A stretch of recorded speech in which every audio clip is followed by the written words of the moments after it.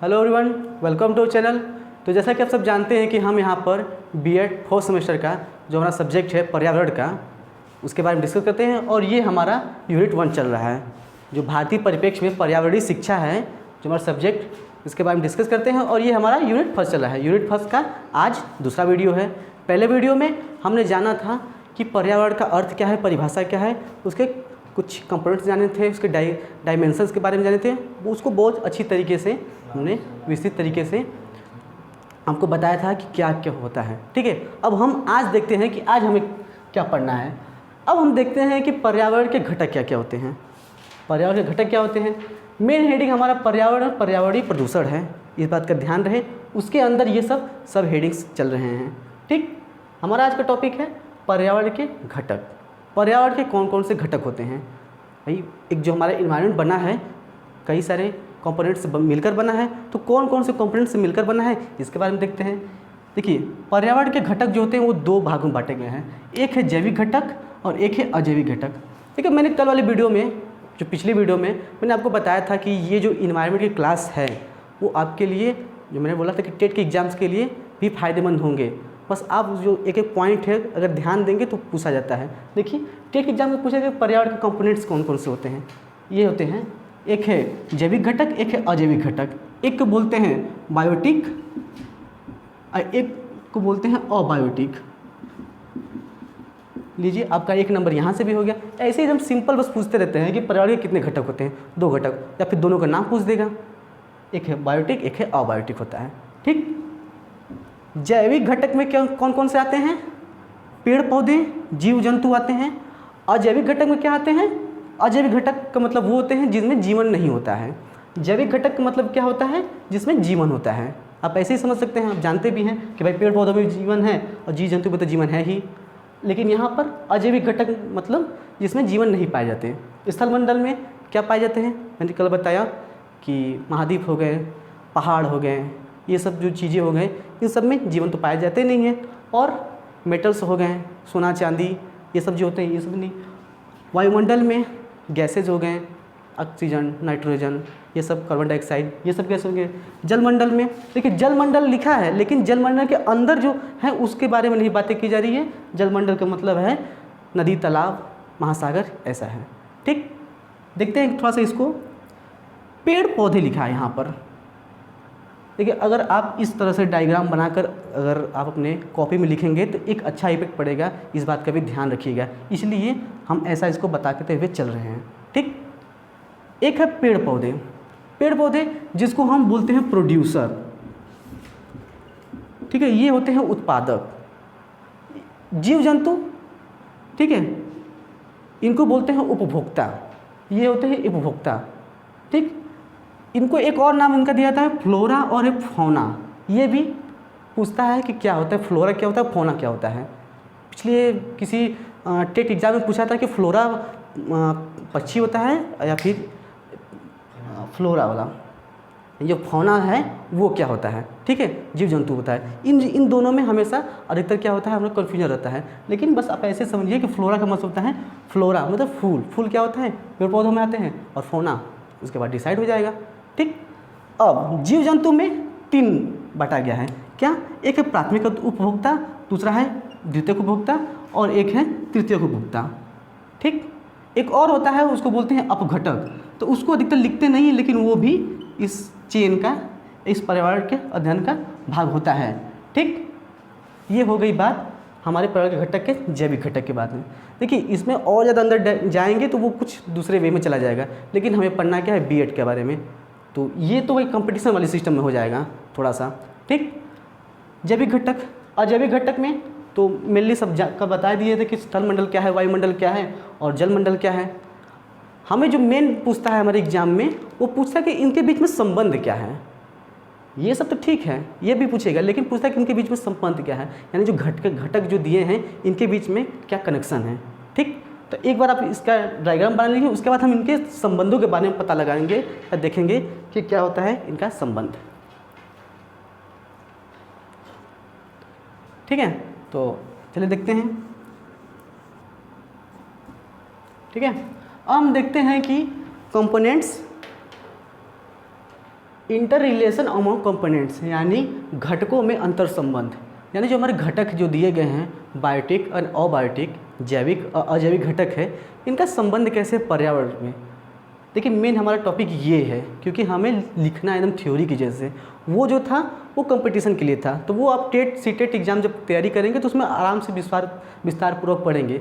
इसलिए मैंने बस उसको वैसे से फ्लैश करते हुए निकाल दिया, ताकि आपके दिमाग में बना रहे कि हाँ हमने ये पढ़ा है। अगर बाद में उसको पढ़ेंगे अच्छे से तब आपके दिमाग में क्लिक करेगा कि अच्छा मैंने अपने बीएड में पढ़ा था, ठीक है। इसलिए मैंने उसको बहुत जल्दी हटा दिया।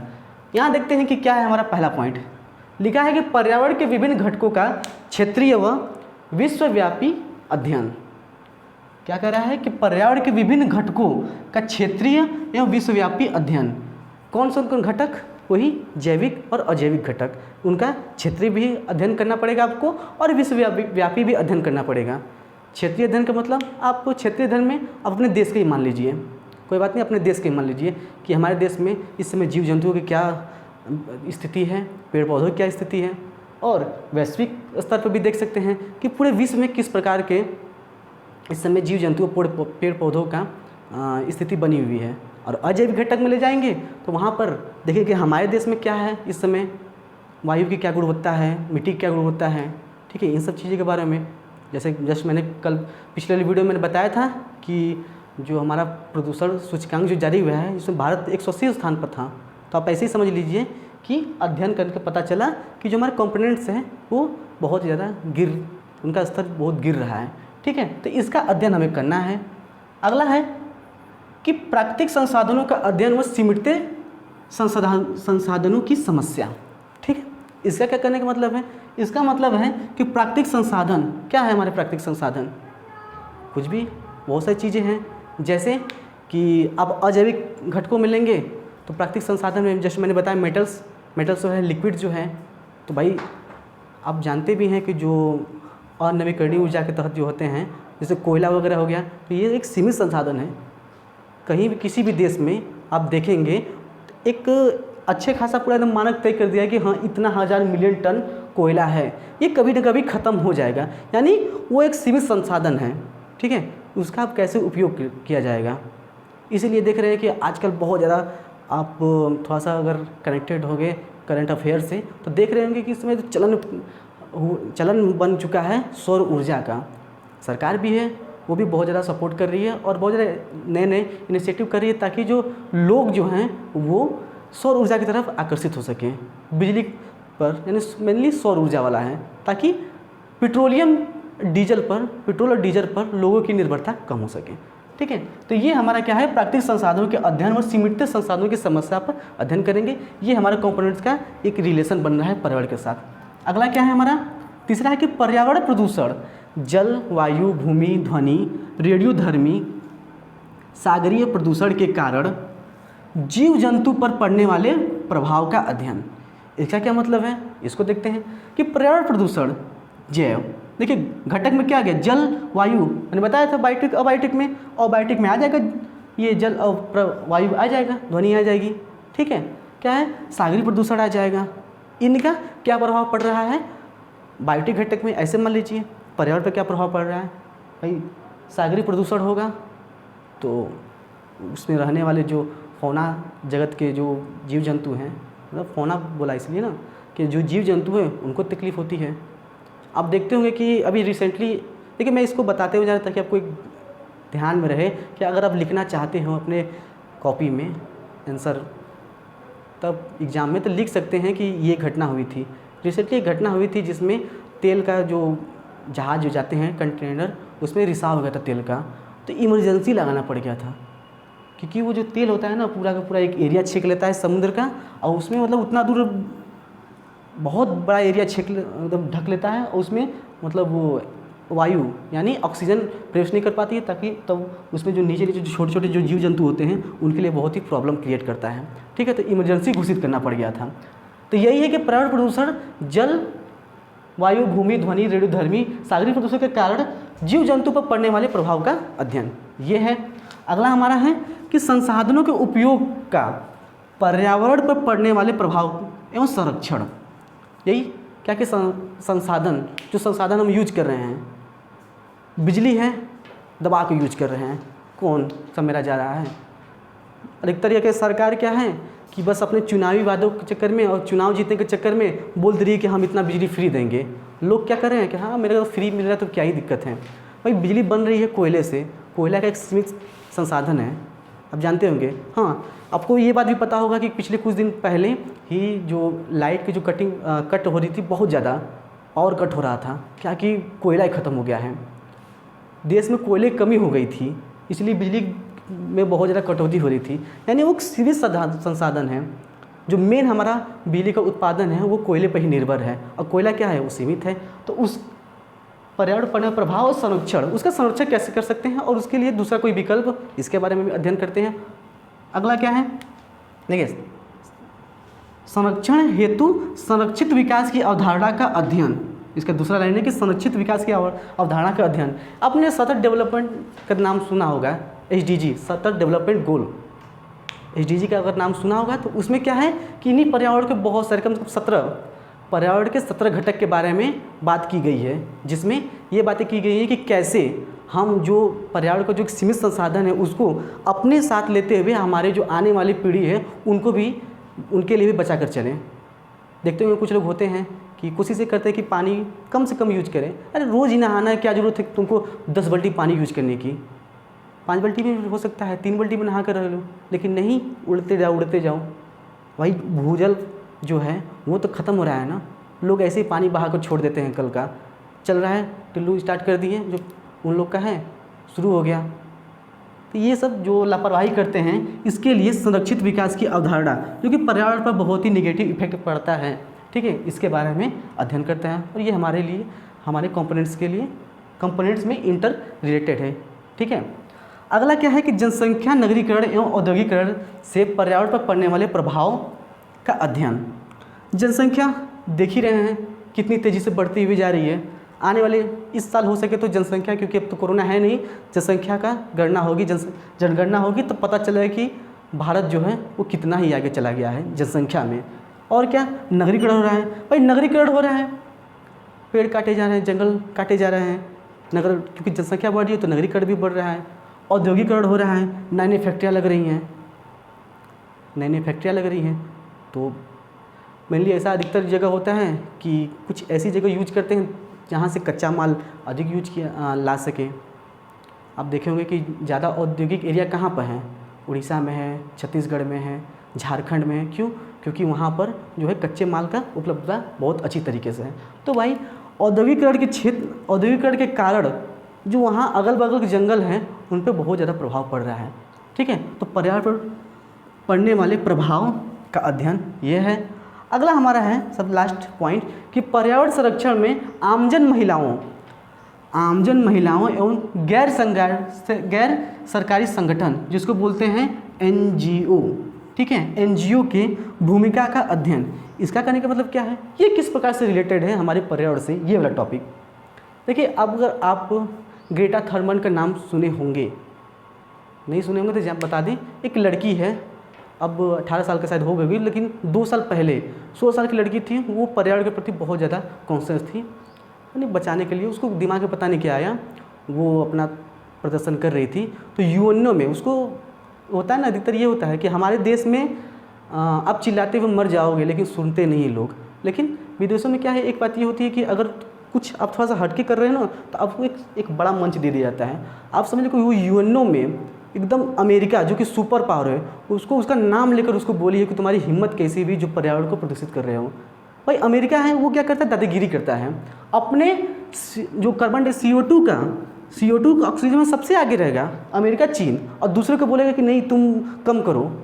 जो छोटे देश हैं उनको बोलेंगे नहीं आप अपना कार्बन उत्सर्जन को कम करिए, अपने भले ले जाएंगे। तो उसने एकदम नाम लेकर बोला था अमेरिका को, लेकिन उसको अमेरिका जो था अपने तरफ से कोई टिप्पणी नहीं दे पाया। क्यों? क्योंकि वो ऐसा कर रहा था। आज वो एक बहुत बड़ी पर्यावरणविद है। तो यही है कि महिलाएं, बहुत सारी महिलाएं हैं, जैसे कि उत्तराखंड में हुआ था जो हमारा चिपको आंदोलन, उसमें भी बहुत सारी महिलाओं ने भाग लिया था, यानी महिलाओं की उसमें भी भागीदारी हुई थी। और क्या कि एक खिजड़ी कोई आंदोलन हुआ था राजस्थान में, उसमें महिलाओं, बिश्नोई समाज की महिलाओं ने उसमें भाग लिया था। देखिए ये सब जो चीज़ें हैं आपको आने वाले टेट एग्जाम्स में पूछते हैं, उनका एक चैप्टर दिया गया है, ठीक है, आप उसको आगे पढ़ेंगे। और एक और है हमारे पर्यावरणविद जो नोबेल भी जीते हैं, जो हमारे कैलाश सत्यार्थी जी हैं, 2014 में जीते थे नोबेल जल संरक्षण के लिए, ठीक है। तो उनके बारे में अध्ययन, ठीक है, ये हमारा क्या है, इंटरकनेक्टेड है। उम्मीद है ये वाला टॉपिक आपको समझ में आएगा।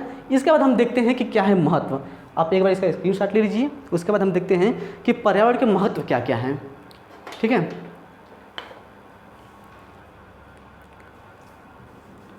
उम्मीद हो गया होगा। आइए देखते हैं कि क्या है महत्व पर्यावरण के, ठीक है। अब हम देखते हैं कि पर्यावरण का महत्व क्या है, यानी इम्पोर्टेंस ऑफ इन्वायरमेंट, जो कि बहुत ही इम्पॉर्टेंट है आपके एग्ज़ाम के लिए, क्योंकि पूछ देगा ऐसे कि भाई लिखिए पर्यावरण का क्या महत्व है, ठीक। तो देखते हैं क्या महत्व है पर्यावरण के। पहला यहाँ पर लिखा है कि जीवन के लिए पर्यावरण का महत्व। भाई जीवन के लिए सबसे पहले बात है कि पर्यावरण ही नहीं रहेगा तो जीवन का क्या मतलब रहेगा। कहने का मतलब ये है कि पृथ्वी, पूरे सौरमंडल में हमारी पृथ्वी ही एक ऐसा ग्रह है जहाँ पर पर्यावरण यानी जीवन पाया जाता है। जीवन क्यों पाया जाता है? क्योंकि यहाँ पर पर्यावरण है। नहीं आपको अच्छा लग रहा है तो चले जाओ मंगल पर, लेकिन मंगल पर रह नहीं सकते। क्यों? क्योंकि वहाँ पर पर्यावरण ही नहीं, वहाँ पर वायुमंडल ही नहीं है, पर्यावरण नहीं है, स्थल मंडल नहीं है, जल मंडल नहीं है, ठीक। तो इसका मतलब पृथ्वी ही एक ऐसी जगह है जहाँ पर जीवन है। तो ये जीवन के लिए पर्यावरण का महत्व, ठीक है। पृथ्वी पर पर्यावरण है इसलिए यहाँ पर जीवन है, तो इसके लिए ये हमारा महत्व, इम्पोर्टेंस इन्वायरमेंट की इसलिए और बढ़ जाता है क्योंकि यह एक single one and only planet है। इसको आप बचा कर नहीं रखेंगे तो कभी ना कभी तो समाप्त होना ही है, बस ये बात तो फिक्स है, ठीक। दूसरा क्या है हमारा कि स्वस्थ जीवन के लिए, स्वस्थ जीवन के लिए पर्यावरण की महत्ता और बढ़ जाती है कि जब आप एक अच्छे पर्यावरण में रहते हैं, इन्वायरमेंट में रहते हैं, तो आपकी जो जीवन होता है वो एक स्वस्थ होता है। आप ऐसे ही कंपेयर करिए कि गांव में रहने वाले लोग हैं और शहर में रहने वाले लोग हैं। आप ऐसे ही कंपेयर करके देख सकते हैं कि गांव के जो लोग रहते हैं ऑब्वियसली कंपेयर टू जो अर्बन एरिया है उनके हिसाब से अच्छे होते हैं। अच्छे इसलिए होते हैं, भले ही उनको भाई आपका खान पान बहुत अलग होगा, उच्च कोटि का होगा, लेकिन दिक्कत ये होती है कि उनको वहाँ का पर्यावरण नहीं मिल पाता है। निकल रहे हैं घर के बाहर, भाई धूल फेंकते हुए जा रहे हैं, कहीं भी जा रहे हैं धूल फेंकते हुए। क्यों? क्योंकि इतनी गाड़ियाँ हैं, इंडस्ट्रियल एरिया है जहाँ धूल है। और गांव में क्या है, जहाँ पर अच्छी खासी इन्वायरमेंट, पेड़ पौधे हैं, वहाँ पर क्या है, बढ़िया आपको एयर मिल रही है, तो लोग स्वस्थ हो रहे हैं, ठीक। अगला क्या है कि देखिए यहाँ पर स्वच्छ सांस लिखा है। स्वच्छ सांस का मतलब होता है कि वही आप शहर में चले जाइए, जैसे हम लोग गांव में रहते हैं तो हम लोग शहर में जाते हैं तो इरिटेट हो जाते हैं, इतना शोर शराबा, और जब धूल उड़ने लगता है और धुआं जब आती है ना तो सांस लेने में दिक्कत होती है। पता है जब कोरोना नहीं था, 2 साल पहले से कोरोना, हम 3-4 साल पहले से मास्क लगा रहे थे। जब शहर जाते थे तो मास्क लगा कर रहते थे, तो लोग अजीब निगाह से देखते थे, और गांव के लोग तो ऐसे ही चिढ़ाते थे कि अच्छा इनको आ रहा है, बहुत बड़े आए हैं, इनको सांस लेने में तकलीफ़ हो रही है, या फिर इन्हीं को धूल आ रहा है या फिर धुआं आ रहा है। मास्क का उपयोग हम बहुत पहले से कर रहे हैं, ठीक है। तो क्या है कि पर्यावरण जो है हमारे स्वच्छ सांस के लिए बहुत ज़्यादा ज़रूरी है। ये पर्यावरण नहीं रहेगा तो आप कहाँ से स्वच्छ सांस ले पाओगे? आप पेड़ काट दीजिए, उसके बाद रहिए, गर्मी वाला हवा लीजिए, ठीक। अगला क्या है कि पर्याप्त वर्षा। पर्याप्त वर्षा भाई आप जानते हैं कि वर्षा के लिए पेड़ पौधों का होना बहुत ज़्यादा ज़रूरी है। क्यों नहीं राजस्थान में बहुत ज़्यादा बारिश होती है? क्यों केरल में सबसे ज़्यादा बारिश होती है? मेघालय में क्यों बारिश होती है? अगर पढ़े होंगे तो जानते होंगे क्यों। क्योंकि वहाँ पर जो है जंगल जो है बहुत ज़्यादा अधिक है, वहाँ पर जैव विविधता बहुत अधिक है, बायोडाइवर्सिटी अधिक है, ठीक है। वहाँ का इन्वायरमेंट बहुत अच्छा है, इसलिए वहाँ पर बहुत प्रचुर मात्रा में बारिश होती है। मेघालय में कितनी अच्छी बारिश होती है, विश्व में सबसे अधिक ज़्यादा बारिश मेघालय में होती है। राजस्थान में क्यों नहीं होती है? और अगर ओवरऑल देखें तो सहारा में क्यों नहीं होती है? वहाँ पर तो बड़ा रेगिस्तान बना हुआ है, ठीक। तो ये क्या है कि पर्याप्त वर्षा के लिए भी हमारा पर्यावरण जरूरी है। अगला क्या है कि उपजाऊ मिट्टी। भाई उपजाऊ मिट्टी का क्या मतलब है? उपजाऊ मिट्टी का मतलब ये है कि हम आजकल बस ज़्यादा के चक्कर में अपने पर्यावरण को नुकसान पहुंचाते हुए जा रहे हैं। क्या कि ज़्यादा पैदावार होगा, ये दवाई फेंक दो, लो भाई फेंक दिए, पूरा अच्छा उस साल तो सही हुआ, 2 साल 3 साल 4 साल पता चला क्या कि मिट्टी क्या हो, बंजर हो गई। मिट्टी क्या होती है, वो बंजर हो जाती है। जो गाँव की जो बहुत ज़्यादा फर्टिलाइज़र को यूज कर देते हैं तो मिट्टी बंजर हो जाती है। अब बंजर हो गई तो अब उसको वहाँ से खोद कर हटाना पड़ेगा कुछ दूर तक ले। अब जब खोद कर हटाया गया तो कम से कम 2 साल या 3 साल के लिए वहाँ पर खेती नहीं की जा सकती। क्यों? क्योंकि अब जब नीचे से मिट्टी फिर से उच्च स्तर पर आएगा तो उसके बाद ही अगली खेती की जा सकती है। तो इसीलिए देख रहे हैं कि अब जो है वो मेनली लोग क्या कर रहे हैं, या फिर गवर्नमेंट है, यहाँ पर बहुत सारी NGO क्या है, वो ऑर्गेनिक खेती यानी ऑर्गेनिक खेती पर बहुत ज़्यादा बढ़ावा दे रही है। ठीक है। अच्छा, एक है सदगुरु नाम के, बहुत ही एक है सदगुरु हैं, आदिगुरु सदगुरु, उन्होंने एक सॉइल मिशन सॉइल नाम का आई थिंक कोई एक कैंपेन चलाया है। उन्होंने इस बात को जाना कि पर जो मिट्टी जो है हमारे लिए कितनी ज़्यादा महत्वपूर्ण है। ठीक है। अब देखते होंगे बहुत सारी ऐसी जगह होती हैं कि दिल्ली में कुछ ऐसी जगह हैं, मैंने कहीं देखा था, एक सर्वे में रिपोर्ट देखा था, दिल्ली में एक ऐसी जगह है यहाँ का शहर का जितना निकल के वेस्ट जा रहा है तो ऐसे प्लेन में चला जा रहा है, वहाँ पर लोग खेती कर रहे हैं, वहाँ का जो साग सब्जी है उठाकर फिर वही शहर में बेच रहे हैं। तो क्या वो अच्छा होगा आपके लिए? अगर गांव की जो सब्जी है उस सब्जी के हिसाब से मिलाएंगे, नहीं होगा ऑब्वियसली। तीसरा हमारा है सबसे लास्ट वाला कि पौधों का संरक्षण। पर्यावरण का महत्व पौधों के संरक्षण से ही होता है। अब पौधे ही नहीं रखेंगे तो फिर पर्यावरण का महत्व क्या रह जाएगा? पेड़ पौधों को बचाना बहुत ज़्यादा ज़रूरी है। ठीक, तो ये भी है कि पर्यावरण का संरक्षण। अगला देखिए, यहाँ पर 2 पॉइंट मैंने अलग से इंडिकेट किया हुआ है कि मानव के लिए किस प्रकार से है। भोजन के लिए एक अच्छा पर्यावरण रहेगा, पेड़ पौधे रहेंगे तो वह क्या है, वहाँ भोजन की प्रचुर मात्रा उपलब्ध होगी। भोजन का मतलब क्या है कि अगर जंगल है तो बहुत सारे उसमें पेड़ पौधे ऐसे होते हैं जो मनुष्य के खाने पीने की चीज़ वहाँ से उपलब्ध हो सकती है। ठीक है। अगला क्या है कि आश्रय हेतु भी अच्छी पर्यावरण। अगर पर्यावरण नहीं रहेगा तो फिर आदमी क्यों वहाँ पर आश्रय करेगा? अधिकतर लोग देखते हैं कि ऐसी जगह ढूंढते हैं जहाँ पर थोड़ा 4 पेड़ रहें, तो सोचते हैं कि उसके बगल में मेरा घर रहेगा तो यहाँ पर थोड़ा सा ठंडक भी मिलेगी और अच्छा भी लगेगा। नहीं तो जहाँ पर एकदम एक पेड़ नहीं है, पूरा प्लेन है, सपाट है, आप वहाँ जाकर घर बनाओगे? नहीं, बिल्कुल नहीं।